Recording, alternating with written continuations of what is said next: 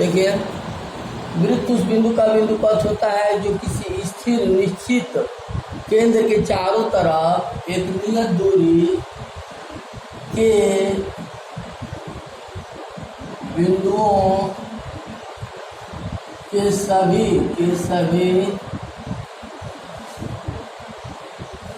बिंदुओं का समुच्चय एक ही तल पर स्थित होते हैं।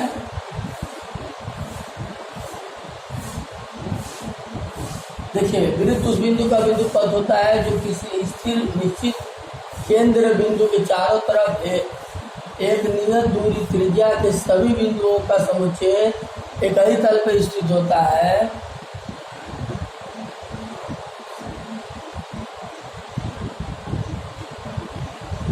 देखिए, ये वृत्त है। अब वृत्त में क्या बताया गया कि ये स्थिर बिंदु है जिसे केंद्र कहते हैं, कि चारों तरफ एक नियत दूरी, जो दूरिया है वही दूरिया है, एक नियत दूरी जिसे हम त्रिज्या कहते हैं, त्रिज्या के सभी बिंदुओं का समुच्चय, ये जो जितने बिंदु पड़ रहा है इसमें जितने बिंदु हैं सभी बिंदुओं का समुच्चय एक ही तल पर स्थित होता है। एक ही तल का मतलब यह है कि यक्ष वाई तल पर स्थित हो। मान लेते हैं ये यक्ष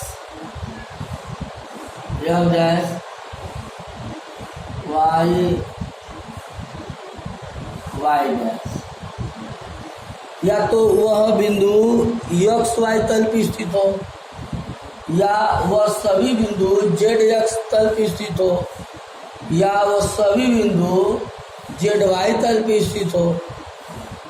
समझ रहा है ना? तो इसे हम इन बिंदुओं के समुच्चयों को हम वृत्त कहते हैं।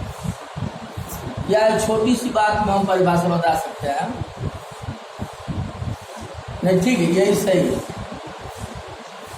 वृत्त उस बिंदु का बिंदु पथ होता है जो किसी स्थिर निश्चित बिंदु के केंद्र के चारों तरफ एक नियत दूरी त्रिज्या के सभी बिंदुओं का समुच्चय एक ही तल पर स्थित होता है। तो इस प्रकार के बिंदुओं के समुच्चय को हम वृत्त कहते हैं, ठीक है ना? आइए वृत्त का पढ़ कर लिया है। अब वृत्त में अभी तक तो हम लोग वृत्त जाने हैं कि वृत्त होता क्या है। वृत्त में कई पॉइंट है। जो सेंटर से जाने वाली रेखा है और दोनों परिधि को स्पर्श करता है, तो वृत्त के केंद्र से जाने वाली रेखा को हम लोग बड़ी जीवा कहते हैं। ये जो है बड़ी जीवा या व्यास कहते हैं, ठीक है ना? सीए या सीबी, सीए या सीबी क्या होता है? त्रिज्या होता है। और जो व्यास होता है वो त्रिज्या के 2 गुना होता है।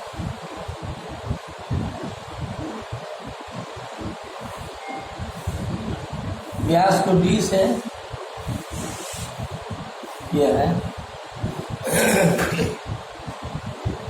ठीक है ना?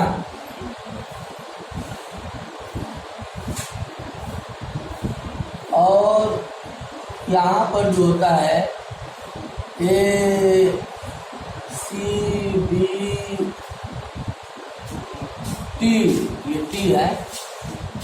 ए सी बी टी जो ये रेखा है सराउंडिंग, इसे हम लोग परिधि कहते हैं।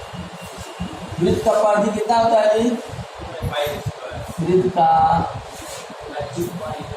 परिधि क्या होता है? 2πr होता है, ठीक है ना। और वृत्त का क्षेत्रफल, वृत्त का क्षेत्रफल πr² होता है, ठीक है ना। तो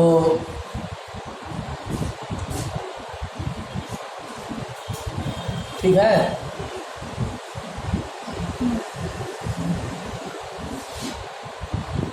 आगे हम लोग चलते हैं। त्रिज्या और व्यास और जीवा परिधि वृत्त का क्षेत्रफल के बारे में अध्ययन किया है। आइए आगे चलते हैं।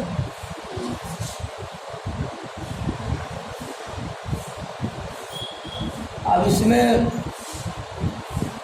त्रिज्यखंड क्या होता है, वृत्तखंड क्या होता है अजीत? तो अर्धवृत्त के बारे में थोड़ा पढ़िए।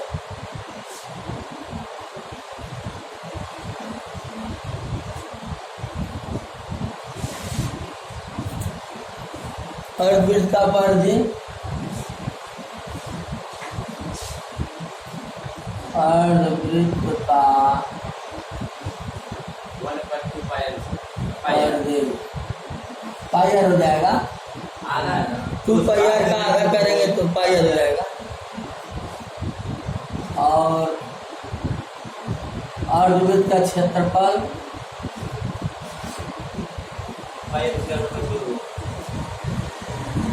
πr²/2। नोट कर लीजिए।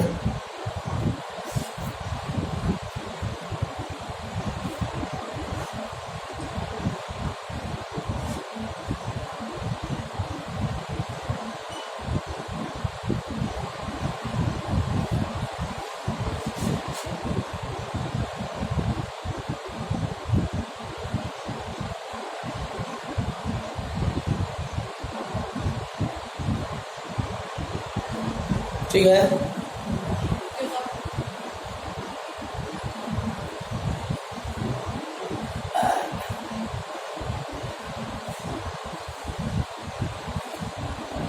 अब त्रिज्यखंड का क्षेत्रफल, अगला पॉइंट, वृत्त है और ए बी और ये O है सेंटर, ये इसको हम लोग बोलते हैं चाप। चाप, हाँ चाप को बता रहा है क्या है, ए बी चाप है। और जीवा, यह ए बी जीवा है, ठीक है ना। ऐसे बोले तो चाप है और स्ट्रेट लाइन बोले तो जीवा है, ठीक है ना। और इसको सी नाम दे देते हैं यहाँ पे, चलो टी नाम दे देते हैं। और area of ATBO, area of AOBTA,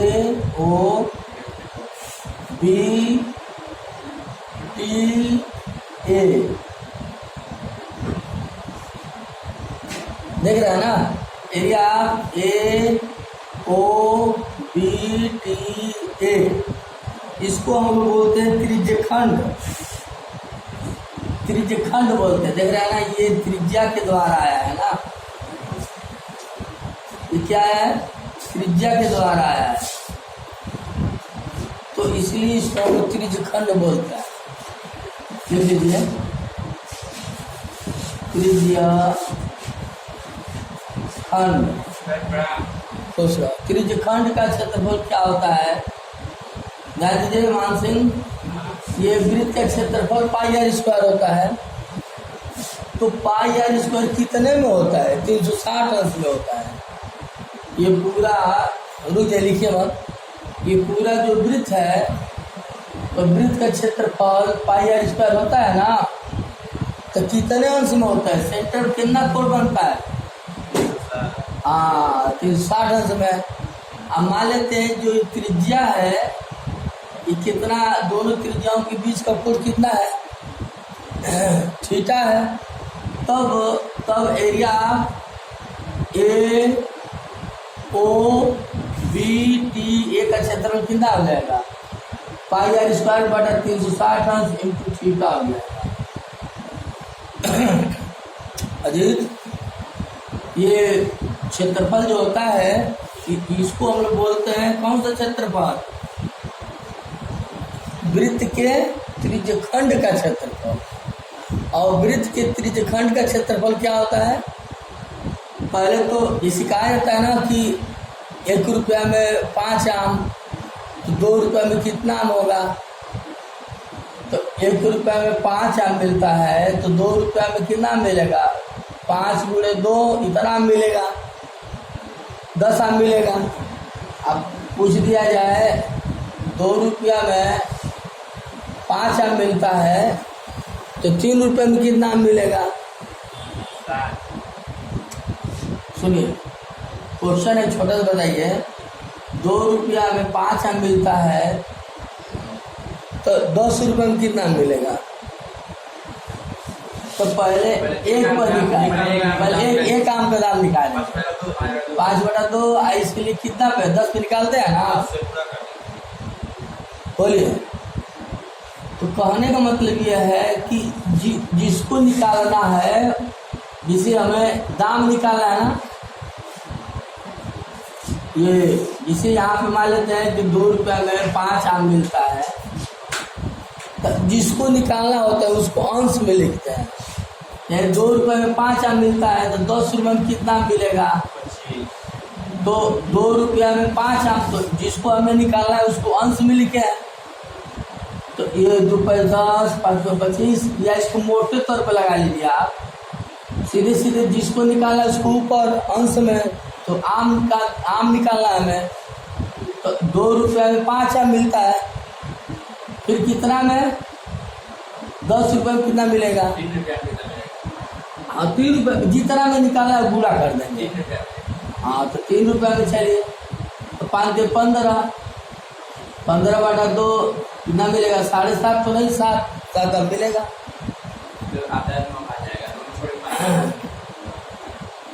हाँ, 7.5 आम कर दीजिए, मतलब एक आम और एक आम का आधा आम। मतलब हम आपको ये समझाना चाहते हैं यहाँ पे कि जिसको ज्ञात करना होता है, देखिए हमें क्षेत्रफल ज्ञात करना है ना, हमें क्षेत्रफल ज्ञात करना है, तो पाई आर स्क्वायर क्षेत्रफल कितना अंश में होता है? 360 अंश में होता है। इसलिए कितना अंश में निकालना है? थीटा अंश में निकालना है। देखिए वही बात मैं समझा रहा हूँ कि हमें क्षेत्रफल निकालना है, तो पाई आर स्क्वायर क्षेत्रफल कितना में होता है? 360 में होता है। इसलिए कितना में निकालना है? थीटा में निकालना है, तो गुणा कर देंगे। बस जिसको निकालना है वो अंश में, जितना में निकालना है उसको नीचे, और जितना में निकालना है गुणा कर देंगे। अगला पॉइंट लिखिए। अब ये जो है ये चाप है ना, ये भी चाप की लंबाई कितना होगा? अब यहाँ पर भी वही बात, यहाँ पर भी वही बात लगा दीजिए। अब बताइए 2πr कितने में होता है? जैसे ये पूरा है ना, ये पूरा तो कितना में होता है? 360 में होता है। इसलिए कितने में निकालना है? थीटा में, तो थीटा में गुणा कर दीजिए। हाँ, काट सकते हैं, जब आप सॉल्व करिएगा तो उसको छोटा कर देना है आप। बस मोटे तौर पर ये मैं बता रहा हूँ कि जिसको निकालना उस अंश में, ये 2πr कितने में अंश में होता है? 360 अंश में 2πr लंबाई में होता है। इसलिए आप थीटा में निकालना चाहते हैं, ये लंबाई निकालना चाहते हैं, तो थीटा से गुणा कर दीजिएगा, ठीक है ना? अच्छा, अच्छा, ये तो त्रिज्यखंड का क्षेत्रफल आ गया। अब वृत्तखंड का क्षेत्रफल निकालना रहेगा तो कैसे निकालेंगे?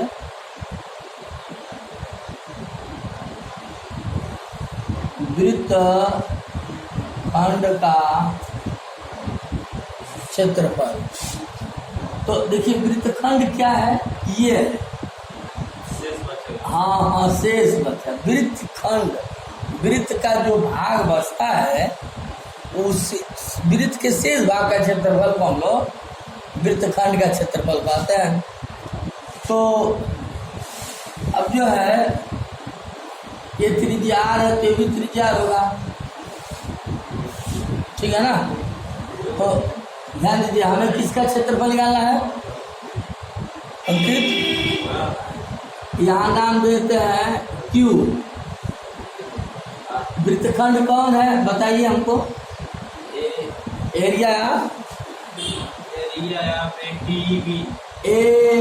ATBQA।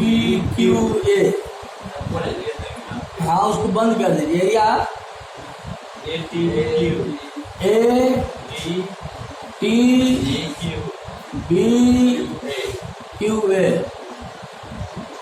इसको हम लोग क्या बोलते हैं? देखिए आप एरिया ATBQA, इसको बंद कर दीजिए, ये तो भग जाएगा वो। ATBQA, इसको हम लोग क्या बोलेंगे जी? वृत्तखंड का क्षेत्रफल। तो वृत्तखंड का क्षेत्रफल कैसे निकालेंगे? वृत्त के क्षेत्रफल में से, ये पूरा वृत्त का क्षेत्रफल है ना, इस पूरे में से कितना घटाएंगे आप?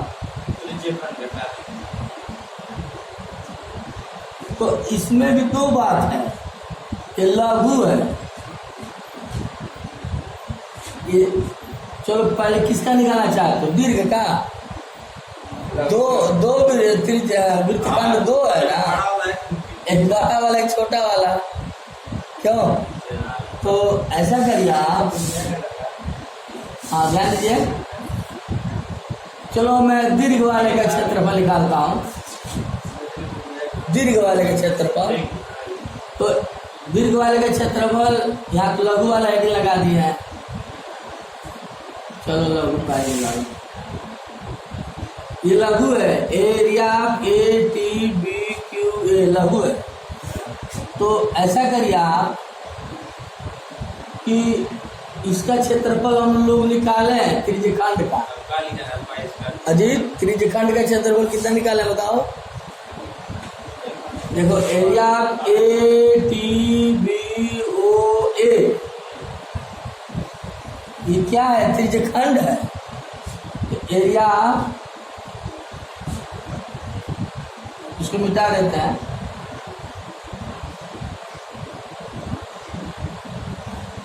नोट कर लिया ना आप लोग? चलिए बताइए, किसका क्षेत्रफल निकालना है?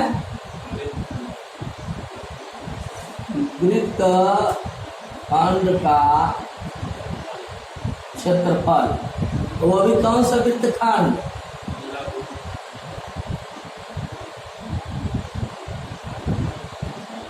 लघु। एरिया बोलिए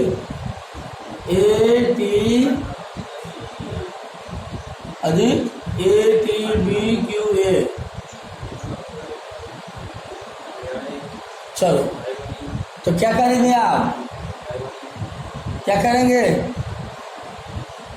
ATBQA कैसे निकाला है?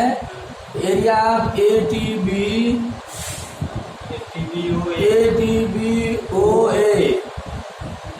Minus area AQBOA।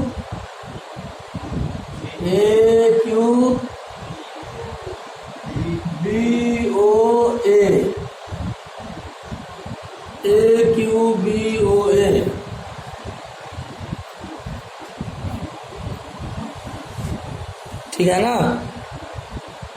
अब बताइए, एरिया ATBOA का क्षेत्रफल वृत्त त्रिज्यखंड के क्षेत्रफल निकाले हैं। क्या निकाले हैं? पाई आर स्क्वायर बटा 360 अंश। अब इसमें से किसको घटाएंगे? एरिया ए बी नहीं ए क्यू बी ए ओ का क्षेत्रफल घटाएंगे। एक छोटी सी बात समझ लीजिए आप लोग, ये एक छोटा सा बात पहले समझ लीजिए तब यहाँ आइए आप। बीसी और त्रिभुज दिख रहा है ना, ए बी सी एक त्रिभुज दिख रहा है। एक सामने वाली भुजा को हम लोग ए मानते हैं, ध्यान से देखिएगा। और बी की सामने वाली भुजा को बी मानते हैं, सी की सामने वाली भुजा को स्मॉल सी मानते हैं। तो हमें क्षेत्रफल निकालना है, area A B C A, area त्रिभुज ए बी सी ए कैसे निकालते हैं? देखिए, दो संलग्न भुजा होना चाहिए, एक ये हो गया एक ये हो गया, अब बीच का कोण ए। कोई भी त्रिभुज है उनके दो संलग्न भुजा होना चाहिए और उनके बीच का एंगल मालूम होना चाहिए, तो उस त्रिभुज का क्षेत्रफल हम निकाल लेंगे। कैसे निकालेंगे? दो संलग्न भुजा कौन है? बी इंटू सी, और बीच का एंगल कितना है? ए है, ए।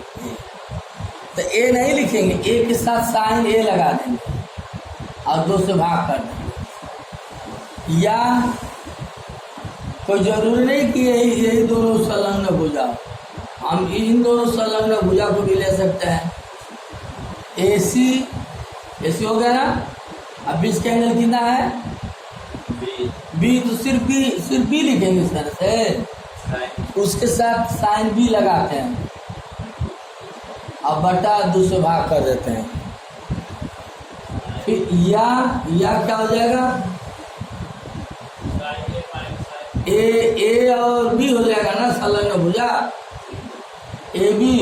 हाँ, आगे बताइए, बीच का एंगल कितना है? सी लिखेंगे, खाली साइन सी लिखेंगे।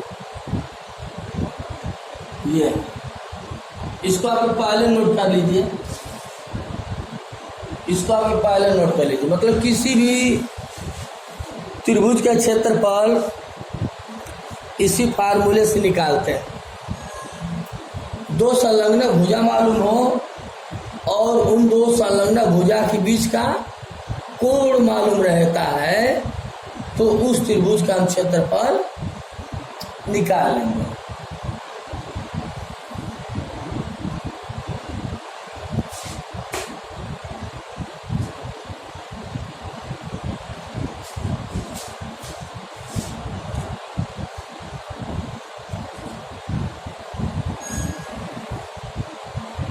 हो गया?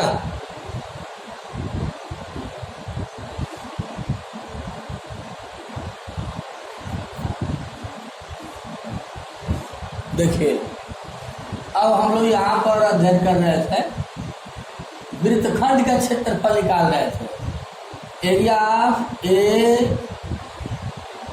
टी बी क्यू ए का क्षेत्रफल निकाल रहे थे। तो आपने बताया कि sir A T B O A के क्षेत्रफल में से ए क्यू बी ओ ए का क्षेत्रफल घटा दीजिए। तो कैसे इसका क्षेत्रफल निकालेंगे? इसका क्षेत्रफल कैसे निकालेंगे बताइए? दो संलग्न भुजा मालूम है कि नहीं मालूम है? उनके बीच के कोण मालूम है कि नहीं मालूम है? तो क्या करेंगे सचिन?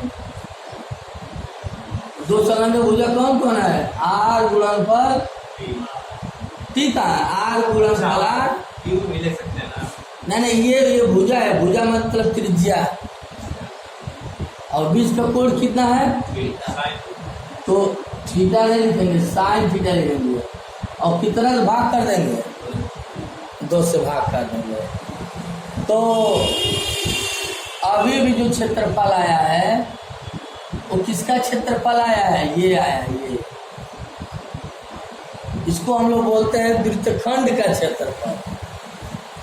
और जब वृत्तखंड इसका जब क्षेत्रफल आ जाएगा और दीर्घ वृत्त के खंड का क्षेत्रफल निकालना चाहते हैं तो वृत्त के क्षेत्रफल में से लघु वृत्त के लघु यानी वृत्तखंड का क्षेत्रफल घटा देंगे तो दीर्घ वृत्तखंड का क्षेत्रफल आ जाएगा। ये इसको हाँ ये पूरा इसको ले लेंगे, पूरा ले लेंगे। ये कौन सा क्षेत्रफल है, इसको क्या कहते हैं हम लोग? ये अभी वृत्तखंड का ही क्षेत्रफल है लेकिन दीर्घ वृत्तखंड का क्षेत्रफल है। और ये किसका क्षेत्रफल है? ये अभी वृत्तखंड का ही क्षेत्रफल है लेकिन लघु वृत्तखंड का क्षेत्रफल है। यानी लघु वृत्तखंड का अगर क्षेत्रफल मालूम रहता है तो वृत्त के क्षेत्रफल में से लघु वृत्तखंड का क्षेत्रफल घटा देंगे तो दीर्घ वृत्तखंड का क्षेत्रफल पूरा घटाएंगे। नहीं, सिर्फ इसको घटाना है, इसको यही ना लघु है। लघु का मतलब क्या होता है कि एक हो गया परिधि और एक हो गया जीवा। बीच में खंडवा बना था उसको घटाएंगे तो नहीं तो उसको क्या हो सकता है, जब इसका भाग मालूम हो गया तेरे भाग के क्षेत्रफल और इसके बाद बाहर भाग का क्षेत्रफल निकालना है। देखिए इधर देखिए, इतने को हम लोग क्या बोलते हैं? लघु वृत्तखंड का क्षेत्रफल। और ये पूरा क्या है? वृत्त है। ये पूरा वृत्त है तो पूरे वृत्त के क्षेत्रफल में से जब ये पार्ट घटा देंगे आप तो दीर्घ वृत्तखंड का क्षेत्रफल आ जाएगा। हाई एरिया सर, इससे पूरा एरिया कहाँ जाएगा? उस एरिया को मत समझिए आप। देखिए समझिए आप, हम बोल रहे थे पूरा घटाएंगे। देखिए हमारी बात समझ लीजिए आप। देखिए यह है ना, ये क्या है बताइए चंदन, ये क्या है चंदन बताओ? ये जीवा है ना, एक जीवा हो, ये भी जीवा है और एक परिधि है। जीवा और एक परिधि जब मिलता है तो वृत्तखंड बनता है। तो अब ये क्या है? लघु वृत्तखंड का क्षेत्रफल है ना, और हमें इसका क्षेत्रफल निकालना है, इतने भाग का क्षेत्रफल निकालना है। तो क्या करेंगे आप बताइए? बस वही पूरे का मतलब पाई आर स्क्वायर में से जब मान लीजिए इसका कुछ आया है, मान लो 5 आया है तो पूरे में से ये घटा देंगे 5 वाले का तो दीर्घ वृत्तखंड का क्षेत्रफल आ जाएगा। नहीं समझा? तो यह छोटी सी बात का अध्ययन कर लीजिए। यहाँ पे 2 बात मैं सिखाया हूँ आपको। किसको? इसे मान लेते हैं कि इसका क्षेत्रफल आ गया 3, 5 और 5 मान लीजिए।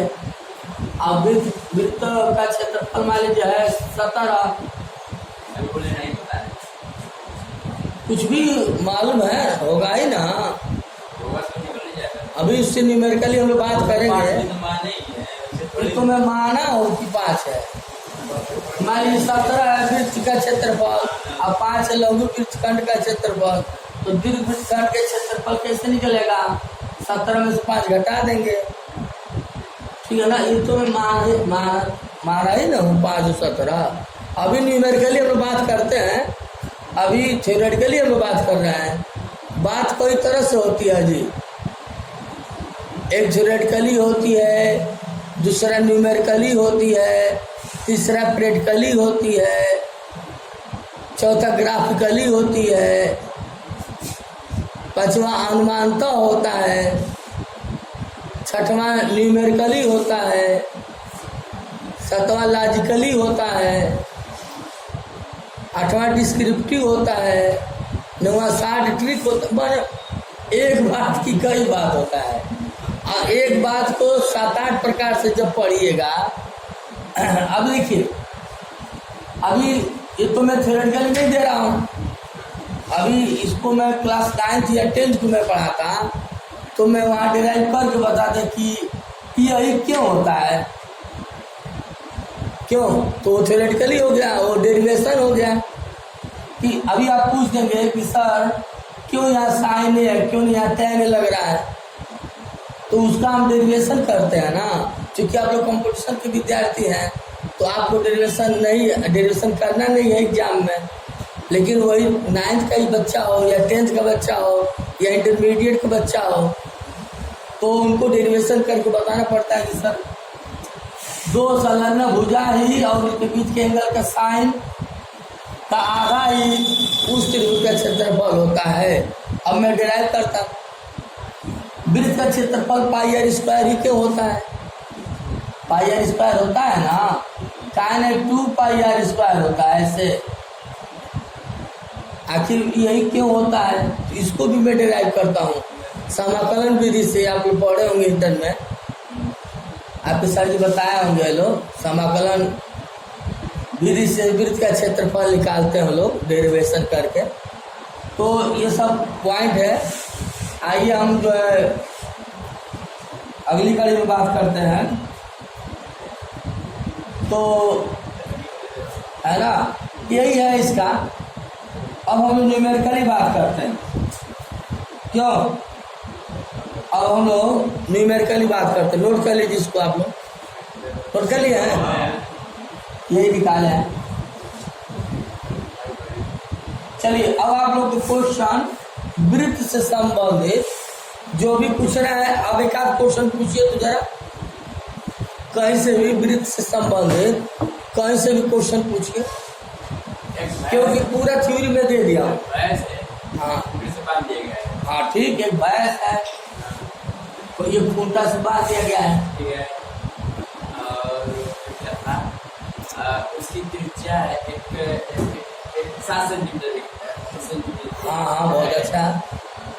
और पूरे वृत्त की त्रिज्या 21 है। भैंस द्वारा चली गई एक एरिया का लिए। इतना आसान सवाल नहीं है वो जो आप पूछ रहे हैं। आप पूछ रहे हैं कि एक भैंस एक छोटे में बांध दी गई है, अब भैंस की जो रस्सी है उसकी लंबाई 7 सेंटीमीटर है, तो कितना घास चलेगी। और नहीं, ये इतना आसान सवाल नहीं है। पूरे वृत्त का क्षेत्रफल है, अब पूरा जो वृत्त है, वृत्त